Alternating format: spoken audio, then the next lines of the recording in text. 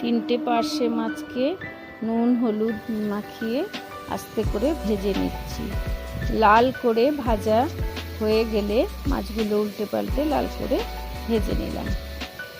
এবার এর মধ্যে একটা মিক্সিং জারে সর্ষে পোস্ত কাঁচা লঙ্কা দিয়ে বেটে নিলাম। এই বাটাটা মিশিয়ে দেওয়া হলো। এবার জারের জল ধুয়ে জলটাও দিয়ে দেওয়া হলো।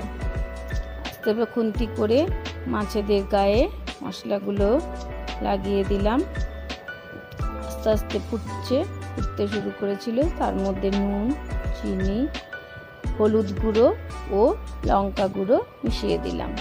এবার মাছগুলো একটু ভালো করে ফুটে গেল।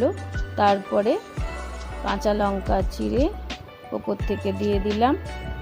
এইভাবেই আমার পার্শে মাছের ঝাল হয়ে গেল।